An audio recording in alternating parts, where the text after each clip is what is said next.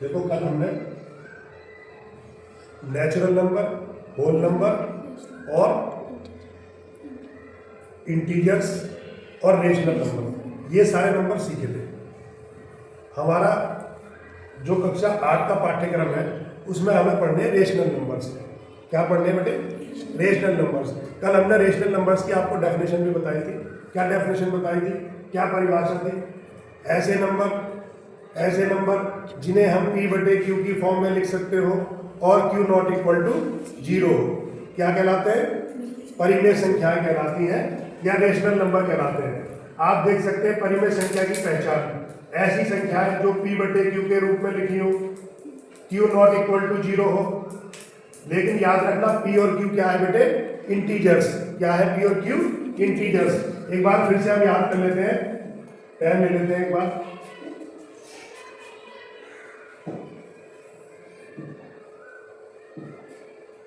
P क्या है बेटे और Q क्या है? बता दो जरा। P इंटीजर है और इंटीजर क्या होते हैं बेटे? ±1।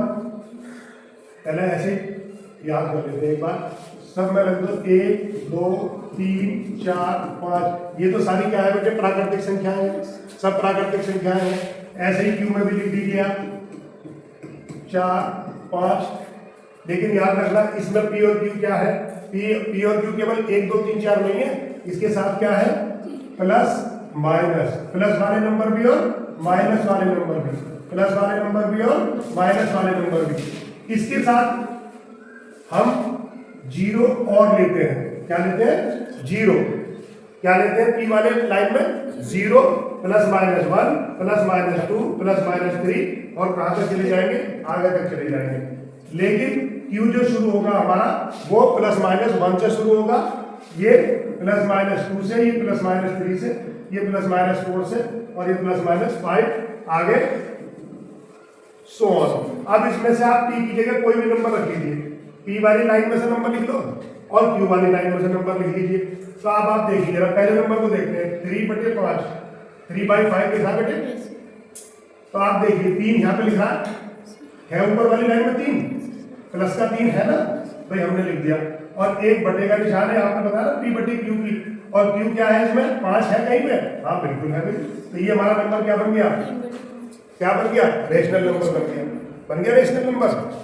अब देखते हैं अगला नंबर है -7/2। तो देखना -7 कभी मिलेगा? हाँ, प्लस ये 5 है, इसके बाद क्या आ जाएगा बेटे? +-6, देन +-7। ये अभी 7 मिल गया हमें। तो क्या 2 Q की जगह 2 मिल जाएगा हमें कहीं पे? हाँ मिल जाएगा। 11 2 भी। तो ये भी हमारा एक रेशनल नंबर हो गया। यही तो बताया, ऐसे नंबर जिन्हें P/Q के रूप में लिख सकते हो और Q नॉट इक्वल टू 0 हो, ऐसी संख्याएं परिमेय संख्या कहलाती हैं। बात समझ में आ गई? आप 0 भी देख लीजिए। हाँ भाई 0 है, ये भी 0, एक परिमेय संख्या बन गई। 4, केवल 4। और 4 को उसने कैसे लिखा? 4 को हम लिख सकते हैं बेटे 4 या कोई भी प्राकृतिक संख्या आप उठा लीजिए। 4 भी ले सकते हैं, 3 भी ले सकते हैं, 2 भी ले सकते हैं। इन्हें लिख के सकते हैं 2/1 और 3/1 और 4/1। तो ये सब की सब P/Q की फॉर्म में लिखी गई बेटे। लिख रही है ना P/Q की फॉर्म में? भाई ऊपर वाला क्या बन गया आपका? अंश बन गया, नीचे वाला हर बन गया। ये भी, यानी कि सारी की सारी प्राकृतिक संख्याएं भी हमारी क्या होती हैं? परिमेय संख्याएं होती हैं।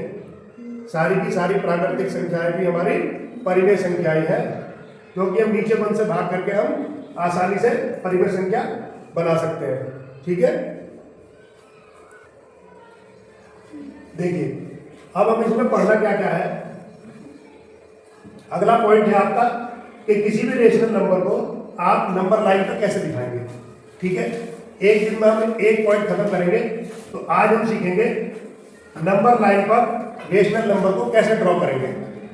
अगले दिन पढ़ेंगे हम रेशनल नंबर के इक्विवेलेंट कोई दूसरा रेशनल नंबर हम कैसे निकालेंगे। दूसरा पॉइंट है, हिंदी में क्या कहते हैं? समतुल्य परिमेय संख्या या equivalent rational numbers. Equivalent rational numbers आप देख सकते हैं 1/2 के बराबर, 2/4 और 2/4 के बराबर 5/10। अगर हम इनके सिंपलेस्ट फॉर्म बनाकर देखेंगे तो सबका आंसर 1/2 ही आएगा। अगला टॉपिक होगा आपका स्टैंडर्ड फॉर्म, कि भाई हम स्टैंडर्ड फॉर्म में कैसे लिखते हैं किसी भी रेशनल नंबर को? 6/8, 3/4 आप ध्यान से देखेंगे तो इसमें कहीं भी माइनस का साइन उसने नहीं दे रखा है। अगला क्या है? परिमेय संख्याओं से तुलना करना। ये भी आपके कोर्स में कि भाई रेशनल नंबर, जैसे आपको पता है कि प्राकृतिक संख्याएं 1 2 3 4 5 6 होती है।